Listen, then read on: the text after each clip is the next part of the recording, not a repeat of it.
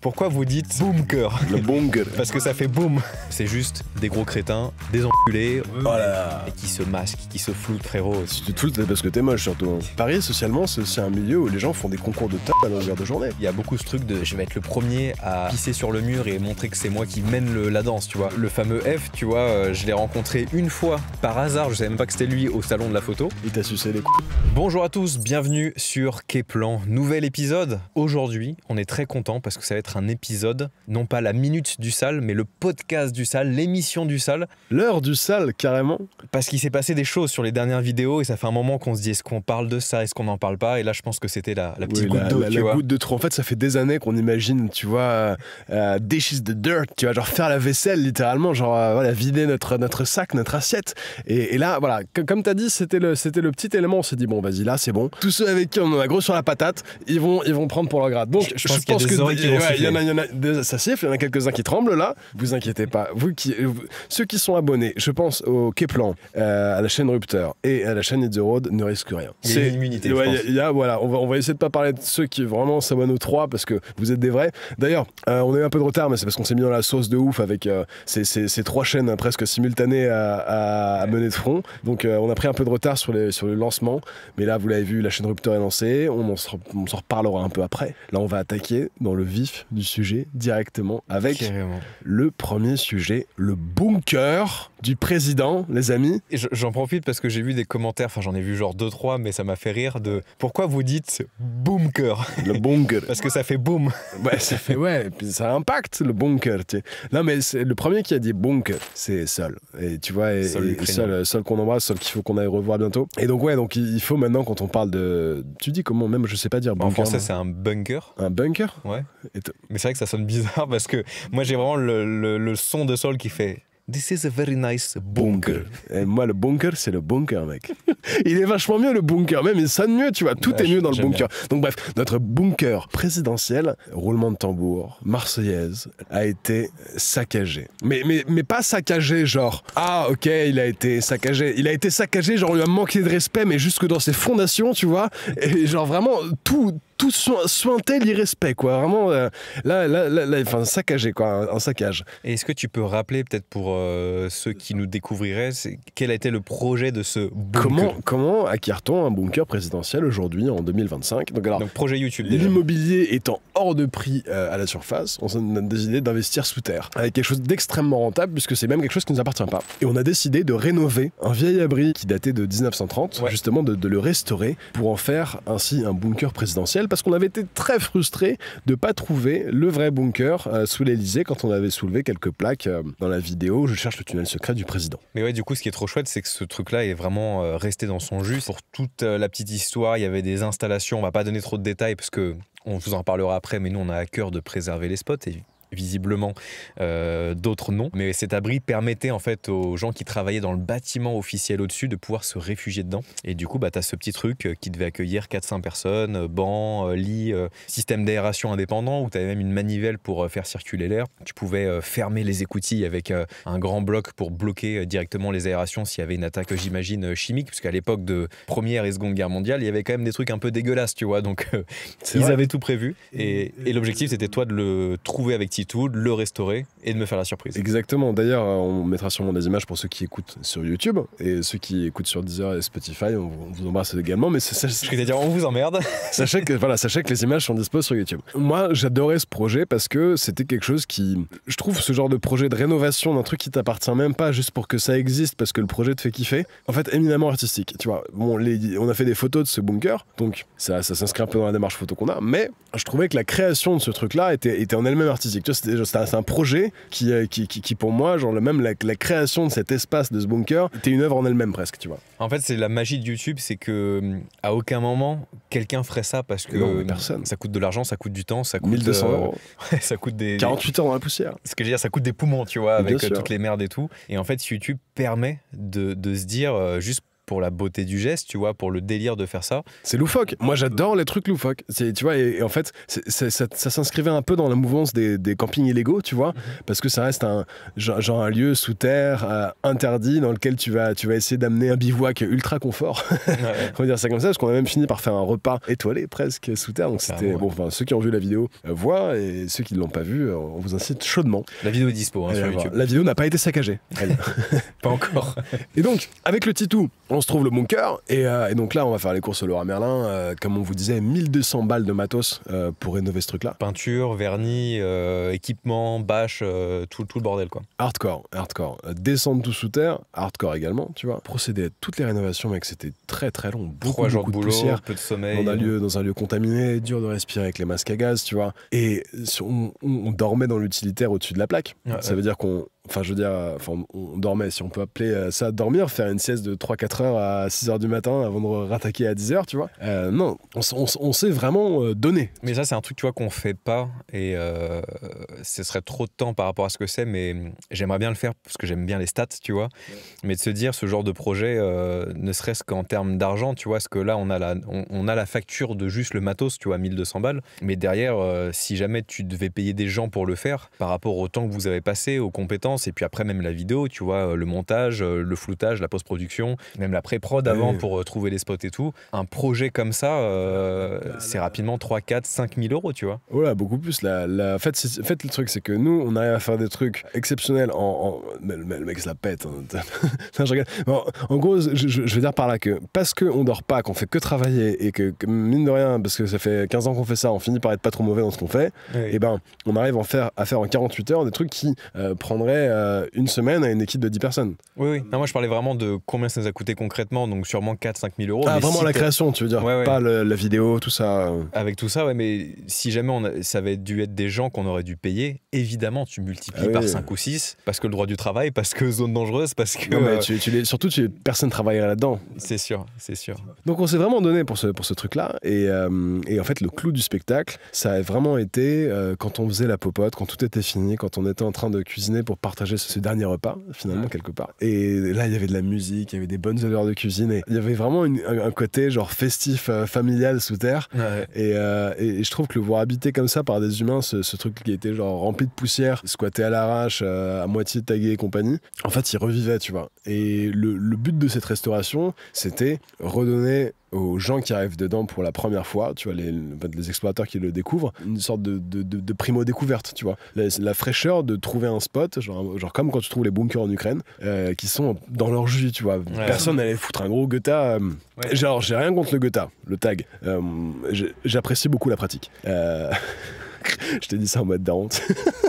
Non, je veux dire, là en l'occurrence, je trouvais que l'intérêt de rafraîchir le lieu prévalait sur la préservation de ces Goethas-là. On a laissé les Goethas partout sur l'extérieur du bunker. Et tous les blazes qui étaient à l'intérieur, plus ou moins, on les retrouvait à l'extérieur. Ça veut dire qu'il y a personne qui était effacé de l'histoire du truc. Tu vois. Il a au moins laissé son empreinte sur l'extérieur. Ce que j'allais dire, c'est que ce qui est trop chouette, c'est que tu marches dans un couloir, tout est défraîchi, défoncé et tout. T'as une porte blindée, défraîchi, défoncé, et tu l'ouvres et t'as un bunker tout frais avec la lumière, la bonne odeur, le truc. Et en fait, c'est vraiment que l'enveloppe interne qu'on a restaurée, mais tu vois, même l'extérieur des portes, côté couloir extérieur, on a laissé les tags, les machins. Et effectivement, ceux qui graffaient déjà, on sait qui c'est, on a pu leur parler, et eux ne pratiquaient plus ce spot depuis pas mal d'années. Et comme tu le disais, ils avaient toujours leur empreinte dans les couloirs alentours, à l'extérieur, sur les portes extérieures. Nous, d'un point de vue démarche, je trouvais qu'on était assez clean, tu vois. Et on faisait vraiment ça dans un bon état d'esprit de créer ce lieu pour qu'il vive de lui-même, dans le sens où on avait laissé des provisions, une charte de bonne conduite, un peu comme dans les refuges de montagne. Exactement. Où c'était l'idée de, écoute, t'as bouffé un paquet de raviolis, t'apportes un saucisson et puis c'est du troc, tu vois. Et donc on avait envie un peu de pousser cette expérience sociale quelque part, de voir en combien de temps pouvait vivre un refuge souterrain à Paris, tu vois. Bon, alors, ça donnera raison à quelques commentaires de notre vidéo, mais c'est sûr que c'est pas la même mentalité à Paris qu'en haute montagne, tu vois. C'est un peu différent. Mais je pense que c'est un combo de Paris plus beaucoup de gens des souterrains qui ne respectent rien malgré la belle image qu'ils veulent se donner et paraître sur les réseaux. Mais c'est dommage parce que tu vois, sous-terre, c'est un espace de liberté dans le sens où il y a forcément moins de contrôle, donc ça permet de faire des choses artistiques, des choses créatives, des choses moins bien. C'est aussi un espace qui a ses codes, tu vois. Et là, on va voir que le saccage qui a été opéré sur ce bunker ne respecte aucun des codes des mecs qui ont un peu d'honneur en souterrain, tu vois. En fait, c'est ça, c'est que du coup, on sait qui c'est.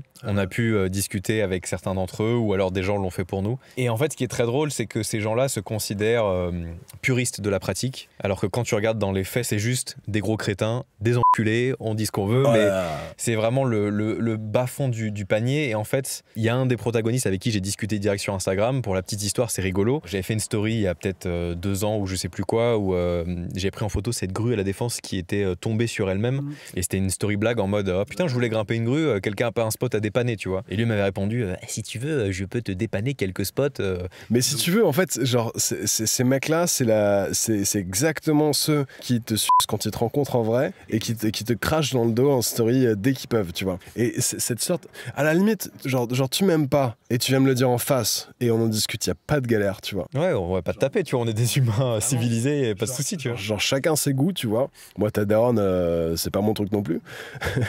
Mais l'hypocrisie, c'est un truc de en fait, sous-crotte, quoi. Tu vois, quand on s'est dit qu'on allait parler de ce sujet et faire un épisode dédié sur tout ça, il y a un truc, alors je sais pas si ça se perd ou si c'est moi qui suis vieux jeu. C'est respect, mec. Mais respect se perd, putain. Non, mais c'est vrai, il y a un truc où, en tout temps, j'ai envie de te dire, j'ai toujours entendu ce truc de une parole d'homme, le respect, tu vois, des valeurs assez simplistes mais essentielles dans la vie. Ta parole, c'est le seul truc qui fait de toi un homme. C'est le seul truc qui fait qu'on peut compter sur toi. Et en fait, c'est exactement ce que tu disais, bon, pour reprendre l'exemple du gars qui en story était là, je peux te dépanner un spot, et puis derrière le mec vient saccager le truc par pure jalousie ou je sais pas trop, tu vois. On en connaît des comme ça. Et ça me fait penser au F, tu vois, un gars qui adore nous chier dessus en story juste parce qu'on représente YouTube. En fait, en discutant avec le petit gars en question qui fait partie du groupe de gens qui ont pété le spot, en gros, de ce que j'ai bien compris dans nos échanges, c'est que il était là en mode moi je vous suis depuis des années, même Tchernobyl et tout, trop kiffé, mais j'aime pas trop ce que vous faites. Et puis du coup je creuse genre mais du coup c'est quoi que t'aimes pas, tu vois? Ouais, mais c'est parce que vous faites des trucs trop mainstream. Ok, ouais, c'est parce que ça et tout. Et en fait tu captes que c'est juste par idéologie, parce qu'on est youtubeur maintenant, tu vois. Et avec le fameux F, c'est ce même truc, c'est que en fait à l'époque où on avait 1000 abonnés et qu'on faisait exactement la même chose, pas de souci, on faisait partie des mecs underground et on est là depuis d'ailleurs plus longtemps que certains petits jeunes qui ont tout pété. C'est ça qui m'en fout. Les mecs, ils ont découvert l'explo beaucoup avec nos vidéos. C'est ça, ouais. Et genre maintenant ils se sentent plus pétés parce qu'ils pensent appartenir à une forme de purisme, et on va vous démontrer, on va voir tout de suite que ce sont ces gens-là qui font le plus de mal aux endroits que en fait les youtubeurs qui représentent le mal que nous sommes manifestement. Dans les communautés souterraines, beaucoup veulent rester secrets, cachés, compagnie. Ce qui est tout à fait en fait normal, parce que c'est pas forcément quelque chose qui a même juste un intérêt à être montré à plus de monde, parce que ces lieux existent que par leur faible fréquentation et le fait que chacun les respecte, tu vois. Et petit aparté, c'est que... L'aparté dans l'aparté. Ouais, moi ce qui me fait juste rire avec ça, c'est que t'as aussi beaucoup de gens qui se prennent puristes ou peu importe, et qui se masquent, qui se floutent en mode... c'est des gangsters, tu vois. Frérot, t'es allé dans les catacombes, je vais dire, bon... si tu te fous, c'est parce que t'es moche, surtout. Hein. Il y a 500 personnes qui descendent tous les jours, pas besoin de jouer le gangster, ou bon, t'as grimpé une antenne dans un champ ou une éolienne, tu te floutes le visage, t'as 40 abonnés. Enfin, il y en a, ils veulent rester discrets, ok, mais il y en a beaucoup, c'est pour la posture. Et encore une fois, ce qui me dérange, c'est cette espèce de double discours ou de se paraître des réseaux de ouais, je vais me flouter, je vais mettre un masque parce qu'on est trop des thugs. Non mais on va le voir, moi j'aime pas les cagoules. Je rigole. Et donc c'est extrêmement difficile de faire une vidéo sur un truc un peu underground caché sans que t'aies quelqu'un qui dise ah les gars, vous avez cramé le spot, putain de merde, tu vois. C'est ma phrase préférée, le cramer le spot, j'adore ça. T'es le mec qui a mis le feu à la grue, quoi, carrément. Et en fait, si tu veux, je vais vous expliquer pourquoi penser comme ça, c'est une ineptie de ouf. Nous, effectivement, on fait des vidéos grand public. public. Combien de ce grand public franchira le pas d'aller faire de l'exploration? Déjà, beaucoup vont profiter de la chose de manière récréative depuis leur canapé, dire waouh, déterre les mecs, tu vois, ils vont bouffer leurs chips, fumer leur bédo, aller faire leur séance de sport, n'importe quoi, ils vont passer un bon moment. On va faire rêver des gens parce qu'ils iront sûrement jamais dans ces endroits-là, ils auront peut-être jamais la condition physique pour y accéder, ils ont peut-être jamais l'occasion, mais ils en profitent dans les vidéos. Et ça, moi, c'est ce qui me rend profondément heureux, c'est apporter un peu d'évasion, de joie, de découverte, élargir les horizons avec des pratiques différentes, avec des profils différents, voilà, juste proposer une découverte à des gens qui n'ont pas forcément l'opportunité de le voir de leurs propres yeux. Et donc dans ces personnes qui profitent de manière récréative du contenu sans jamais franchir le pas, eh ben, ça représente quand même une écrasante majorité des vues des vidéos. Et ceux qui ont envie de franchir le pas, qui ont cette appétence, tu vois, on leur donne les codes pour le faire bien, parce qu'on leur montre l'entraînement qu'il y a derrière. On leur montre aussi la préparation et les précautions que nous on prend pour être toujours en vie depuis tout le temps qu'on fait ça. À la limite, les gens qui viennent avec nos vidéos, ils viennent d'une bonne manière. Et encore, ceux-là même, ils vont pas commencer par des spots hardcore, ne serait-ce que parce que ils commencent, donc ils vont pas aller taper des trucs incroyables parce que potentiellement ils ont pas les adresses, ils ont pas les contacts, ils ont pas de potes, enfin tu vois, ils commencent en fait l'exploration comme tout le monde commence l'exploration un jour. Petite maison à la forêt abandonnée. Exactement, et en fait, même je dirais pour ceux qui veulent commencer, il faut commencer par ça parce que si tu fais directement les spots incroyables, les spots qui sont les plus emblématiques de l'exploration, en fait tu te gages tous ces spots qui sont un peu moins glamour parce que du coup ils auront plus intérêt à tes yeux parce que tu auras fait direct le top du... Et aussi j'ai envie de te dire, tu auras fini le jeu quoi, tu vois. Ouais. Et les gens aussi qui regardent nos vidéos, c'est qu'il y a beaucoup de... les gens se projettent dans ce que tu fais et vu qu'on est là depuis longtemps et qu'on a fait beaucoup de spots considérés comme iconiques, ils disent ok, ce spot là, si Hit the Road a galéré, c'est que c'est un truc chaud, tu vois, il y a aussi cette projection. Si t'es à Baïkonour en plein hiver en train de chier dans tes bottes dans la neige, ils vont se dire je vais peut-être pas commencer par ce spot qui a l'air difficile, tu vois. Il y a beaucoup de projections dans ce sens-là où si toi tu galères, ils se disent ah mais eux ils sont là depuis plus longtemps, donc c'est peut-être pas de mon level, tu vois, je vais rester un peu en dessous. Le seul truc pour lequel je vais comprendre ça, c'est pour les catacombes, dans le sens où c'est quelque chose qui est à Paris, donc avec un milieu social très dense, tu vois. Mais si tu veux, c'est ce truc des catacombes, ça fait partie de la légende urbaine. C'est pas parce que nous on fait une vidéo des catacombes que d'un coup les gens se rendent compte qu'il y a des catacombes, putain, waouh, truc de ouf, tu vois. Par contre, nous, quand on le fait bien, on le fait de manière intraçable, tu vois. Donc évidemment, ça éveille un peu d'intérêt sur un sujet que les gens qui le fréquentent aiment bien rester cachés. Mais est-ce qu'ils veulent le garder caché pour se garder un peu d'exclusivité, de frisson et tu vois que c'est un peu leur truc d'évasion, c'est pas quelque chose que tout le monde connaît, tu vois. Donc est-ce que ceux qui nous reprochent ça sont vraiment dans la bonté et l'altruisme de la préservation pour tous du lieu, tu vois, ou est-ce qu'ils sont pas plutôt dans ce truc de se dire non, moi je vais garder ça un peu caché parce que c'est mon petit plaisir, je me sens un peu exclusif, tu vois. Je pense que j'ai ma réponse et en fonction des gens on peut je pense aussi décider. Je pense qu'il y a un vrai profil psychologique adressé qui serait intéressant, mais alors évidemment pas tous, pas l'entièreté des explorateurs, mais certaines têtes que je vois qui ont tendance à être plutôt virulents. Et en fait, petit aparté dans l'aparté encore, mais ça je m'adresse directement à ces faux puristes, tu vois, qui aiment bien mettre sur les réseaux c'est des enculés machin truc. En fait il faut vous dire que on est là depuis tellement longtemps, il y a tellement de gens qui nous suivent et il y a tellement de gens qui aiment la démarche qu'on a, qu'en fait notre livre s'appelle pas Infiltré pour rien, c'est que nous on s'infiltre, mais nous-mêmes on a nos infiltrés dans vos réseaux, tu vois. Et en fait tout ce qui se passe, ça remonte à nos oreilles d'une manière ou d'une autre. Vos potes qui font genre exactement, sont des puristes, en fait ils sont tous abonnés. Tous des taupes. On a que des taupes. Que des taupes. Du coup tout ça pour dire que donc certains profils virulents que j'ai en tête, ils ont leur traître, ils ont leur traître qui ne balance quand ils postent des stories. Les gars, vous êtes cernés, rendez-vous. Je sais ce qui se passe en off. Poster une story d'excuses, j'avoue. Et nous, on le prendra bien. On verra votre story. Quel mec se repent, c'est bien. Mais enfin, en vrai, non, on s'en fiche un peu. Mais, oui, bien sûr qu'on s'en fout. Mais du coup, ces gens-là qui ont leur posture de puriste de machin, je sais comment ils sont en off. Et au final, j'ai l'impression que le profil psychologique de ces gens-là, c'est que, comme ce que tu disais, ta deuxième option, c'est qu'ils aiment pas qu'on montre ces endroits un peu spéciaux. Parce que du coup, ces gens-là, en fait, dans leur vie, ils n'ont que ça. Ils n'ont que l'exploration pour, je pense, d'un point de vue social, être un peu au-dessus des autres. Et du coup, si, en tant qu'humain, t'as l'impression d'être plus fort que les autres parce que tu connais le truc secret des sous terrains, des hauteurs, etc. Et que du coup, t'as 2 mecs sur YouTube qui montrent que bah, c'est accessible à tous et que indirectement aussi, on vous encourage à redécouvrir votre milieu urbain, tu vois, à vous réapproprier vos sous-sols, vos hauteurs, vos grues.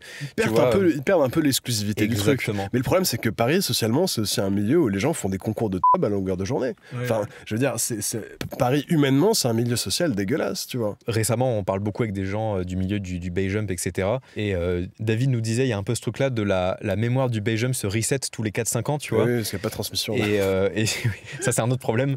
Mais, moins dans l'explo. Mais du coup, il nous disait qu'en gros, tous les 4-5 ans, t'as un mec qui va faire un truc en mode, je suis le premier au monde à l'avoir fait. Sauf qu'en fait, il est pas au courant que c'était fait il y a 12 ans. Et juste, le mec s'est buté et qu'il n'y a pas eu de vidéo à l'époque, donc personne ne sait. Et à l'échelle de l'exploration, il n'y avait pas de photos, il n'y avait pas les réseaux, c'est posté, tu vois. En fait, il y a des mecs qui sont en mode, ouais, je suis un thug, j'ai fait ça. Frérot, il y a 14 ans. Le mec, il est avec sa disqueuse. Exactement. C'était encore moins connu que toi qui as peut-être vu quand même une photo sur un blog. Tout a déjà été fait, tous les trucs ont déjà été faits. Et en fait, ça, c'est un autre problème dans l'explo où il y a beaucoup ce truc de je vais être le premier à pisser sur le mur et montrer que c'est moi qui mène la danse, tu vois. À mettre les petits stickers aussi, ça. Alors ça les petits stickers. En fait, il y a trop de sujets à aborder. Ouais, non, mais ça, les stickers. Et je pense qu'à la fin, on va balancer son nom et on va dire que c'est un gros con. Mais il est pas tout seul, lui. On va faire une liste. Alors, tu te fais cracher dessus, mais tu t'en branles parce que, nous, on s'en tape de ouf. Et puis, mais c'est vrai qu'on n'a jamais pu rendre les coups, tu vois. C'est vrai qu'on est. En fait, nous, on est alignés dans nos. Et puis nous, je veux dire, moi, j'ai envie d'être. Je suis quelqu'un de positif et j'ai envie d'être.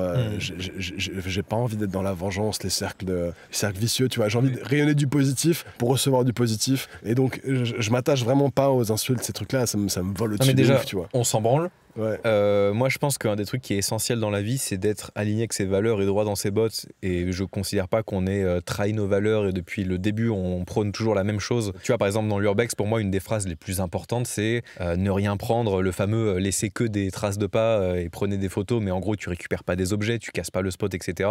Et justement, le truc du stickers, pour moi, c'est vraiment. Tu laisses ta trace de colle de sticker, mec, la symbolique de j'ai fait pipi sur le mur comme un chien, comme mon chien qui va pisser sur le mur du voisin pour dire c'est mon territoire, tu vois. Et tu colles ton vieux stickers de merde sur une carlingue d'avion qui a peut-être 160 ans ou j'en sais rien, tu vois. Et juste pour dire j'étais là. Et en fait, on s'en fout. À travers cet ego trip là, tu casses le bonheur de la primo-découverte du spot aux gens. Autant t'as un sticker, tu mets ça un peu comme ce qu'ils appellent les tracts dans les katas, c'est des petits objets cachés. Que tu poses, mais qu'il n'y a pas de colle, qui est pas. Qui reste. Oui, mais surtout, il le pose de manière vraiment cachée pour que ce soit quelque chose où tu le trouves, t'es content de le trouver, parce que tu dis waouh! Et donc, autant il y a cette activité un peu rigolote d'aller chercher les stickers. Est-ce qu'il y a des gens qui sont passés par là, tu vois? Par exemple, au fin fond de la mine qu'on avait explorée en Ukraine, au fin fond du trou du cul du fin fond, et même ce trou de balle là avait un autre trou de balle, tu vois, ça descendait encore après, et ben il y avait une espèce de petite boîte en bois. Ouais. Vraiment, alors là, tu pouvais pas aller plus loin. Tu l'ouvrais, à l'intérieur du couvercle, c'était une sorte de livre d'or gravé dans le bois avec des noms d'explorateurs, tu vois. Et ben ça, en fait, c'est du bonheur. Parce que ton kiff de la primo-découverte, tu l'as eu avant. Et quand t'as vraiment dig le spot, creusé le truc, vraiment, tu vois, aller tout looter, mais pas pour prendre pour soi, mais juste pour regarder, tu sais, genre loot dans le bon sens du truc, tu vois. T'as farfouillé partout. Là, tu trouves que ce spot est riche d'histoire, tu vois, peut-être avec des blasts de gens que tu connais, enfin, c'est super intéressant. Et puis il n'y a pas de dégradation de je viens foutre un vieux papier qui va être délavé avec le temps, qui va laisser de la colle sur un objet unique en son genre, tu vois, c'est vraiment une boîte qui a été posée, donc c'est un truc que tu peux retirer qui va en rien casser le spot.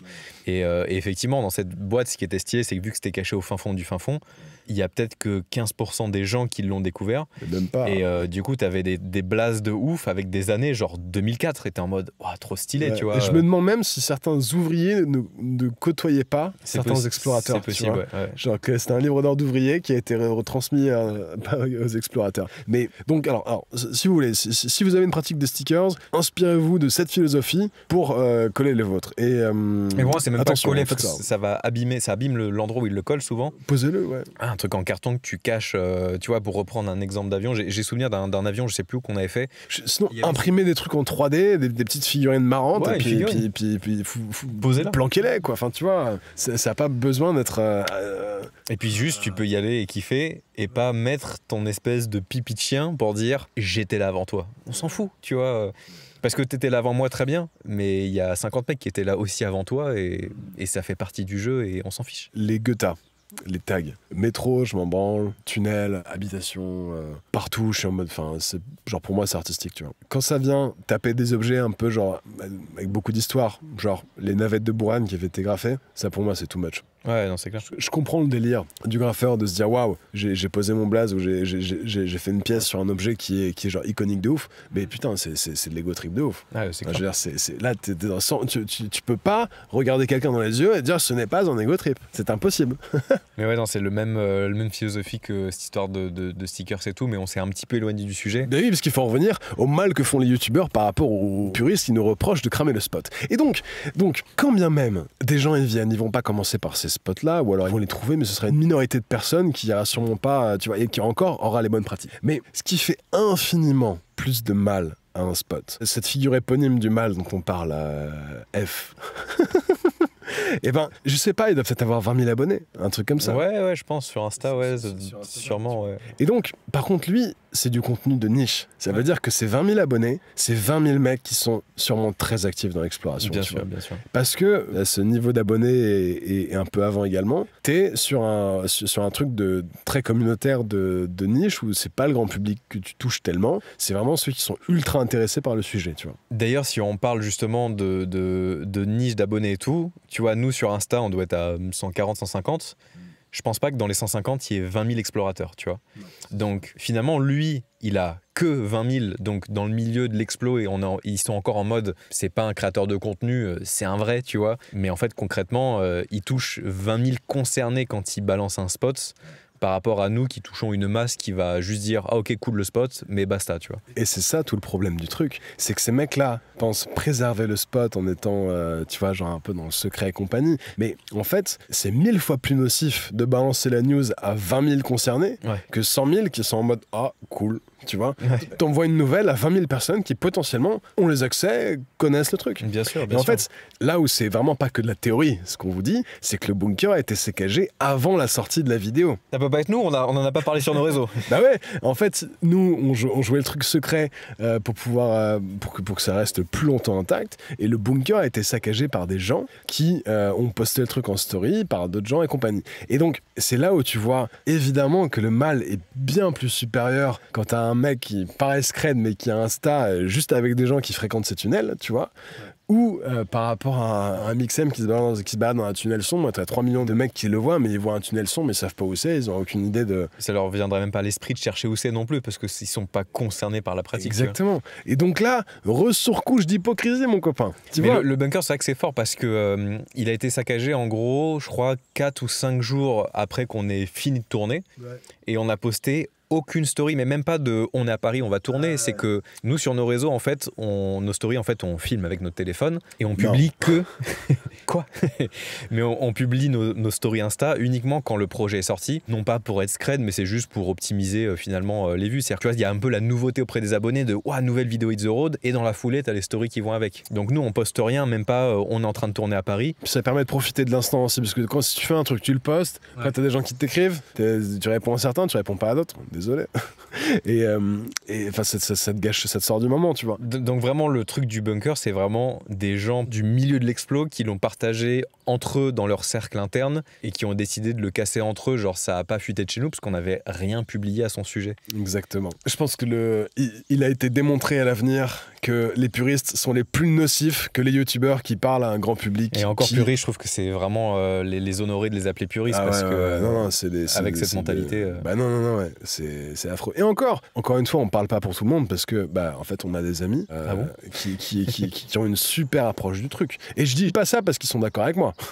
Ils sont dans la bonne mentalité, ils sont dans la compréhension, et ils peuvent faire preuve de raisonnement et d'intelligence, tu vois, ces gens-là, et ils sont pas en mode ah YouTube c'est mal. Bah en fait, tu vois, pour revenir à ce côté hypocrite et tout, c'est que bah tu vois, à chaque fois qu'on va dans les catacombes, je parle des catacombes parce que c'est l'endroit où on croise le plus de gens, parce que dans les carrières ou les GTech, c'est très très rare qu'on croise des gens, et encore quand on les croise, ils sont plutôt contents de nous voir. Et il y a une énorme différence.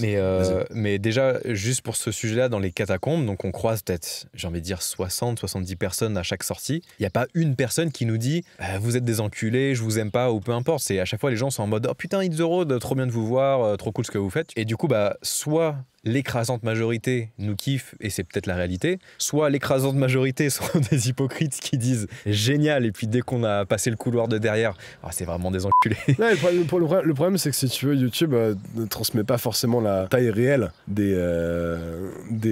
personnes. Dans le sens où moi, quand ils me croisent dans le couloir, d'un coup, je prends tout le couloir. Donc c'est difficile de... Ah, c'est clair. Tu vois et tu vois, juste pour clore ce truc-là, et après on pourra parler de la différence carrière-kata, ouais. Mais le fameux F, tu vois, je l'ai rencontré une fois par hasard, je savais même pas que c'était lui au salon de la photo. Il t'a sucé les couilles. Mais le mec est venu me voir en mode ah putain, It's Zero et tout, ouais, c'est cool ce que vous faites, mais parfois vous cramez un peu les spots, machin, faites gaffe, mais sinon trop cool, tu vois. Ok, tu vois, et je savais pas qui c'était. Et après, je vois une story qu'on m'envoie, et je vois que le mec marque mon nom, mais me tag pas pour pas que je vois qui m'a tagué et que je vois sa story. Non, et dans la story, la nouvelle vidéo d'It's Zero, c'est vraiment des cons, machin, le spot est cramé et tout. Et encore une fois, je préfère largement quelqu'un qui vient me voir et qui dit je ne suis pas d'accord avec ce que vous faites, je trouve ça mal et tout. Et pas de souci, chacun son avis, on va pas se battre, on n'est pas sanguin, on n'est pas méchant. C'est fou. On comprend justement qu'il y ait des avis divergents. Mais surtout, c'est important le débat. En fait, il faut discuter des choses. Et même s'il n'y a pas de débat, si le gars est fermé, je suis en mode pas de souci, je respecte ton avis, mais je préfère que tu me dises je kiffe pas que trop cool ce que vous faites, et puis derrière une story mais It's Zero tu vois, je les imagine vraiment comme des gremlins dans une cave sombre en train de rédiger leurs tweets, tu vois, c'est presque ça. Et puis en fait, si tu veux, nous ces dégradations, on y accorde finalement que peu d'importance parce que c'était un endroit, bon forcément on aurait aimé qui perdure un peu, peut-être y retourner, ça aurait été rigolo, tu vois, mais en fait déjà c'était un don pour la communauté, c'était de faire un endroit qui sortait un peu de l'ordinaire, tu vois, c'était en fait genre un peu de la même manière. Alors est-ce que les mecs de la communauté seront en mode ils se comparent aux artistes de machin, mais tu sais les mecs qui font des super fresques dans les catacombes, tu vois, tu vas pas leur saccager leurs fresques. Pourtant ils ont embelli l'endroit quelque part. Pour moi, même si c'est un coup de peinture blanche, il y avait un effort de décoration intérieure. Hors déco, tu vois, il y avait des sièges en plus, des coussins, enfin en gros même si tu veux juste te poser, c'est plus confortable, vachement mieux quoi. Et il y a plus de place assise pour venir à plus nombreux et profiter à plusieurs de l'endroit, tu vois. Enfin si tu veux, c'était un vrai don ce truc là. C'était aussi donc comme on disait une expérience sociale, voir combien de temps ça va tenir, et donc en ça le truc est réussi. Saccageant, ils nous ont rien enlevé, également dans le sens où la vidéo est sortie, l'écrasante majorité des personnes ne sauront jamais qu'il a été saccagé, et d'ailleurs en ce sens c'est pour ça également que j'ai supprimé quelques commentaires qui disaient il est déjà saccagé le truc. C'est que je voulais en fait laisser aux gens l'espoir que le truc vive éternellement. Pour une des rares fois, je me suis permis de supprimer des commentaires sur une vidéo YouTube. J'étais attends, mais tu casses le rêve à tout le monde là en disant que c'est saccagé dans les commentaires, mon copain. Un des protagonistes, du coup, le fameux mec qui m'écrit sur Instagram et puis derrière fait partie du groupe qui casse tout, tu vois. J'ai essayé de creuser un peu, genre je lui ai vraiment dit en fait très bien, le truc est cassé, bon peu importe, je veux juste comprendre c'est quoi la démarche, c'est quoi l'état d'esprit derrière. Et le mec était en train de ramer comme pas possible, donc je pense que lui-même il savait pas trop pourquoi il l'avait cassé, quoi, c'était juste par principe. Attends, mais alors déjà on va décrire un peu le saccage. C'est-à-dire qu'ils ont on mettra les images aussi. On mettra les images, ils ont graffé, ils ont pillé, ils ont enlevé des trucs, cassé des machins, mais ils ont surtout usurpé l'identité des graffeurs qu'il y avait avant en remettant leurs graphes, comme s'ils se faisaient passer en fait pour ces gens. Donc déjà ils ont pas de ils assument pas, tu vois. Mec, et de deux, usurper l'identité d'un graffeur, c'est genre j'ai même pas de comparaison à quel point c'est le... Je suis pas à la place des graffeurs, mais j'imagine que c'est chaud. Moi je serais super énervé. Enfin je veux dire... Ouais. Mais je crois que c'est pire que de te faire effacer un graphe, qu'un mec usurpe ton identité pour en plus mal écrire parce que c'est pas toi, ton blaze, et s'en servir à des fins de vengeance ou de destruction, ou je sais pas exactement c'était quoi le projet, quoi. Vraiment, je trouve ça risqué. C'est-à-dire, pour moi, c'est un peu pareil que prendre une Kalachnikov en plastique et aller courir dans les favelas de Rio en te demandant combien de temps tu vas survivre, tu vois. Enfin, évidemment, avec notre prestance. Pour moi, c'est un peu du suicide ce qu'il a fait, ce mec-là. En fait, ce que je comprends pas non plus dans la démarche, c'est qu'en fait, c'est pas comme si la vidéo qui était sortie juste avant celle du bunker, justement, c'était une vidéo où on passe du temps avec Nintendo, du coup, qui est une figure assez emblématique de Paris dans le graphe, et que quelques mois auparavant, on partage l'expo de Eneri à New York sur justement le Pichaçao, sur les murs de Sao Paulo. À quel moment le mec s'est dit non mais ils vont sûrement penser que c'était JTLFC, c'est sûr. Tu vois, c'est pas comme si on avait fait 4-5 vidéos sur le sujet du graphe sur notre chaîne avec des figures emblématiques. Donc pour avoir accès aux figures emblématiques, il faut que les gens de ce milieu aient du respect pour toi, parce que le graphe c'est tellement fermé que tu peux pas faire de vidéo en mode tiens, allez hop, vidéo sur le graphe. Tu vois, faut qu'il y ait un process de validation, que tu passes du temps hors caméra avec les mecs pour qu'ils se disent ok, il est de confiance, et que tu fasses un premier projet qui est pas filmé, puis un deuxième, etc. Donc je sais pas à quel moment tu te dis c'est une bonne idée. Enfin, je sais pas. Je sais pas. J'arrive pas à trouver un exemple, mais je pense que vraiment, je suis un peu bouche bée devant tant de manque de réflexion. C'est pas grave, hein, écoute, si c'est mis dans la sauce par rapport à ces personnes-là qui auront des trucs à lui reprocher, c'est bien son problème. Souvent, t'as une ou deux personnes qui sont problématiques dans des groupes ou dans des communautés, et je pense qu'il y a un vrai travail aussi des gens de la communauté qui considèrent peut-être comme nous ou peut-être pas du tout que ce genre de comportement est problématique et nuit en fait à l'ensemble de la communauté. Je trouve que c'est aussi à vous d'aller voir ces personnes, de leur parler, de leur faire comprendre que soit ils ont merdé, soit ils ont fait une connerie. Et je pense vraiment qu'il y a un truc pas d'auto-flicage, mais tu vois, moi, dans le milieu du parcours, s'il y a quelqu'un qui fait de la merde ou qui casse un truc et tout, je vais pas hésiter à aller le voir en lui disant là, ce que t'as fait, c'est mal, c'est pas les bonnes valeurs qu'on partage, c'est un vrai problème. Et comme ça, j'essaye de participer à résoudre le problème. Parce que le souci, en fait, avec ces éléments libres qui font n'importe quoi, c'est que du coup, l'ensemble de la communauté, vous passez pour des cons, pour des crétins. Et justement, tu vois, sur cette histoire de saccage du bunker, on sait que, comme on disait, avec tous les gens qu'on croise, l'immense majorité, vous avez les bonnes pratiques, vous avez du respect, vous prenez en compte un travail qui a été fait et qui peut servir la communauté.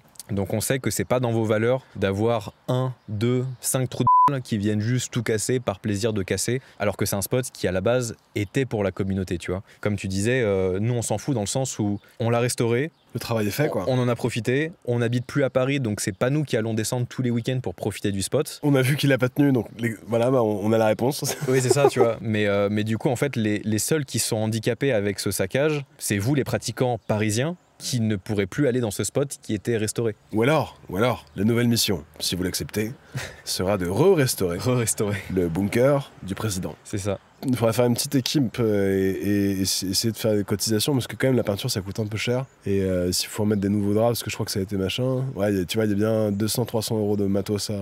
Faites-vous une cagnotte. Après, débrouillez-vous, hein, voilà, merde, faites chier.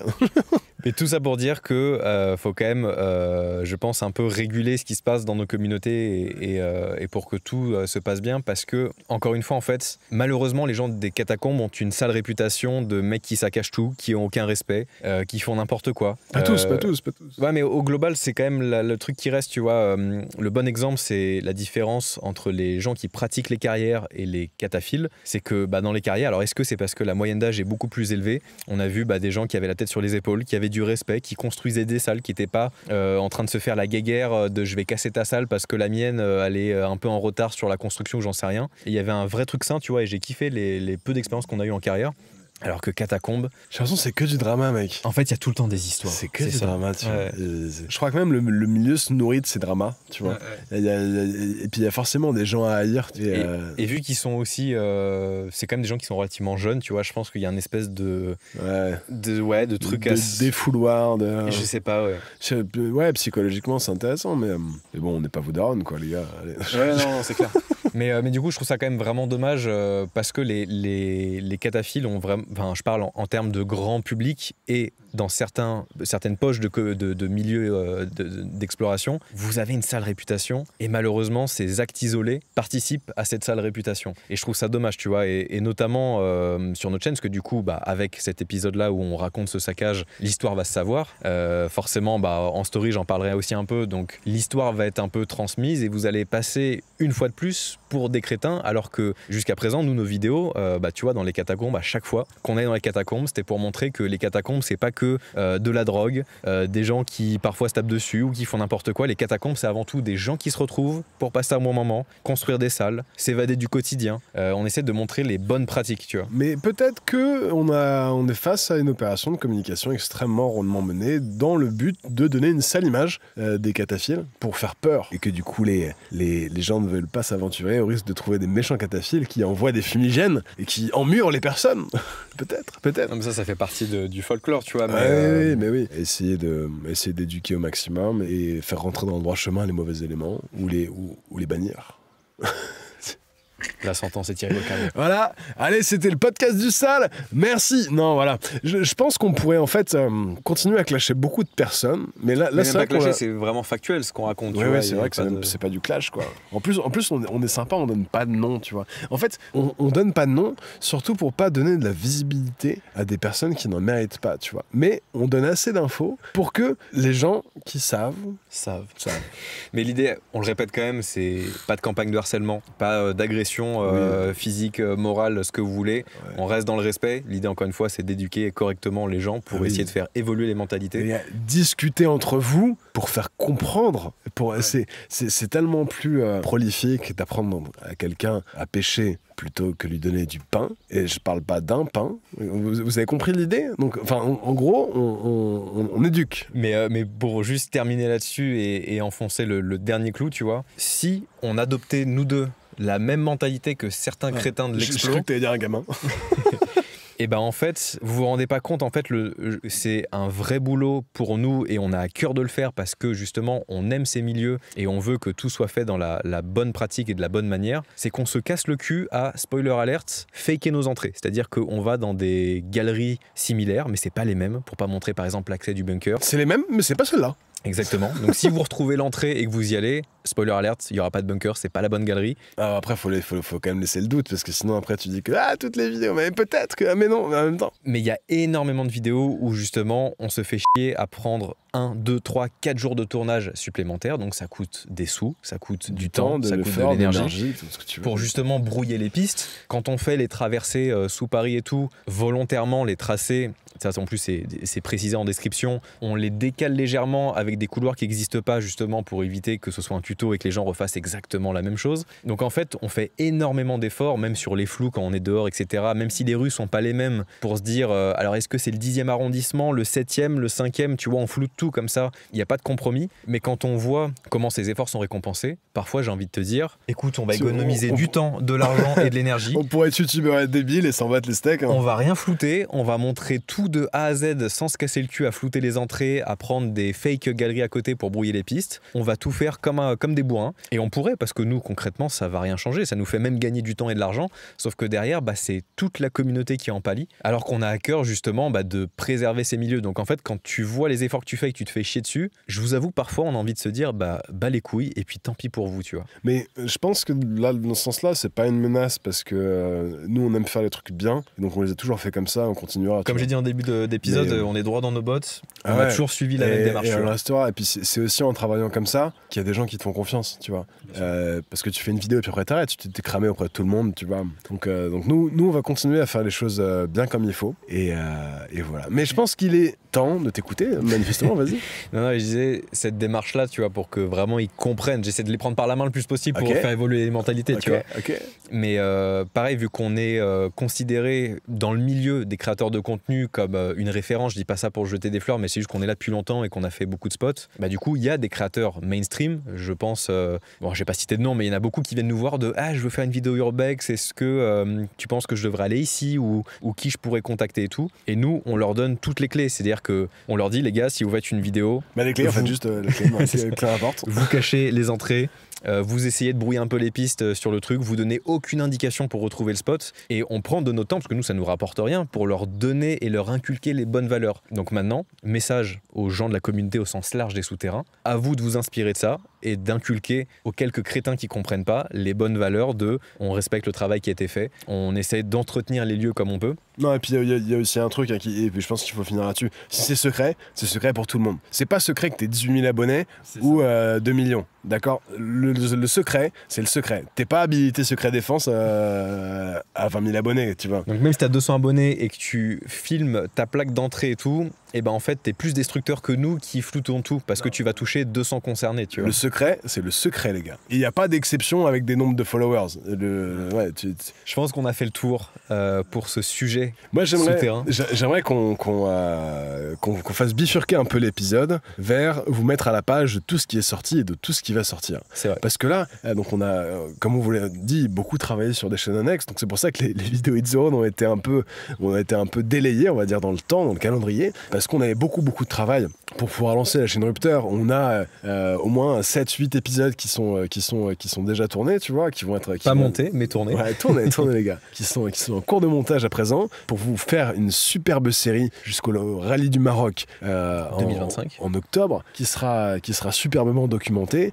Et ces vidéos Rupteur, elles vont continuer encore bien longtemps, même au-delà du projet Dakar, je pense. On a vraiment des très très bonnes idées et des trucs très très farfelus, très loufoques comme on aime en préparation. Et je tenais à vous remercier également, car au moment où on tourne son podcast, elle a pas loin de 50 000 vues la vidéo. Et pour une toute première vidéo de chaîne, mec, 50 000 vues, c'est pas mal. Non, franchement, c'est lourd. Et d'ailleurs, je reprends par la main ceux qui ont peut-être lâché le wagon. On a lancé une nouvelle chaîne YouTube qui s'appelle Hit The Rupteur, donc en parallèle de Hit The Road. Et voilà, c'est ambiance motorsport, donc c'est de la moto, de la voiture, de l'hélicoptère, de la tronçonneuse, du jet ski, enfin tout ce qui a un moteur.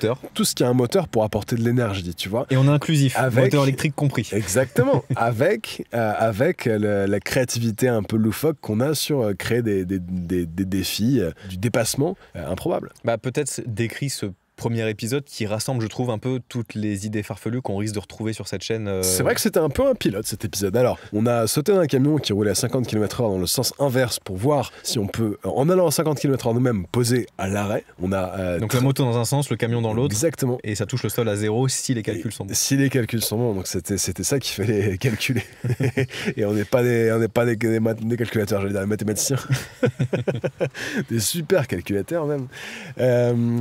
Également, on a traversé un océan sous l'eau avec une moto sous-marine. Ensuite, on a également vu si on pouvait faire un wheeling tout nu. Est-ce que ça changeait quelque chose de faire un wheeling avec des énormes couilles du coup? Est-ce que la prise au vent est différente? Est-ce qu'on peut appeler ça the free the wheeling? Pour finir, on a également vu si on pouvait prendre 150 km/h, donc un excès de vitesse sur la plupart des autoroutes en fait en France. Mais sur sable, sur la plage. Et ça, c'est beau. Donc en gros, vous avez un peu une idée d'une direction dans laquelle on va avec cette chaîne, et ça s'annonce très farfelu. Carrément, ouais. Non, il y a plein de chouettes projets, même des trucs un peu plus road trip au Maroc qui arrivent bientôt. Évidemment, tout le follow sur le Dakar, les progressions, donc les stages de navigation, les compétitions et tout, ce sera sur cette chaîne. Dites-vous que sur Hit The Road, on refocus 100%, mais ça vous l'avez peut-être vu depuis 6 mois déjà, sur l'exploration, les hauteurs, les trucs un peu loufoques de camping illégaux, etc. Et donc tout ce qui est moto, qui était moins dans la même thématique, c'est une propre chaîne dédiée. Donc je vous rappelle, si vous voulez vraiment nous soutenir, la chaîne Hit The Road historique, bientôt le million d'abonnés et merci pour ça. La chaîne Hit The Rupteur, toute nouvelle, qui, je crois qu'elle a déjà 20 000 abonnés, un truc comme ça. Hein.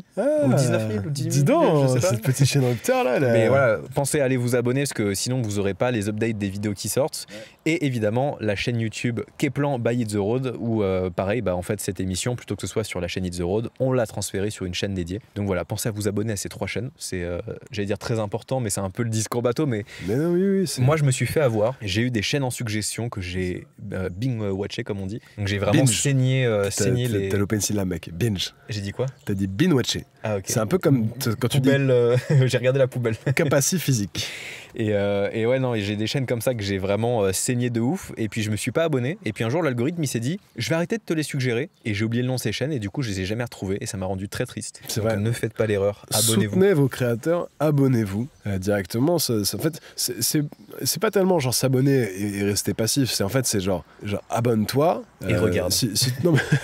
Non, j'allais pas dire quelque chose d'aussi didactique. Mais en gros, s'abonner et rester présent lors des sorties, c'est vraiment ce qui fait grandir une chaîne, tu vois. Bien sûr. En fait, c'est même pour ça que de base, des gens s'abonnent. C'est pour pouvoir voir plus de vidéos. C'est pas juste faire plaisir aux mecs. Ouais. C'est genre abonnez-vous pour regarder plus de vidéos. Et ça a vraiment du sens quand on dit ça. Non, c'est clair. Sur ce, qu'est-ce qu'on se souhaite d'ici le prochain épisode dans la voiture? Bonne santé, mec. Là, j'ai la voix cassée. Là, j'aimerais bien récupérer ma voix. Ouais. Ce serait cool. Moi, j'ai 4 heures de sommeil dans les pattes, donc j'ai peut-être des cernes cataclysmiques. cataclysmique sur cet épisode. Je crois qu'on est pareil là. Mais j'étais très content de vider un peu mon sac. Je trouve qu'on était quand même gentils. On était super sympa, mec. Parce que dans la douche hier, j'étais en mode oh putain, je vais insulter leur daronne, et je me suis dit bon, on est toujours un peu plus vénère dans la douche, ouais. Putain. Puis tu vois, avec une bonne poignette, après ça disparaît, ça redescend, tu vois, ça redescend. Exactement. Incroyable, j'ai pu dire ça sur YouTube, c'est fou. On va finir là-dessus, je pense que c'est merveilleux. Et ben on vous souhaite aussi la bonne poignette. À chacun. Sur ce, à très vite. 5 étoiles sur les plateformes habituelles de podcast. YouTube, abonnez-vous. Et on se dit à bientôt, la bonne poignette. Ciao. Ciao.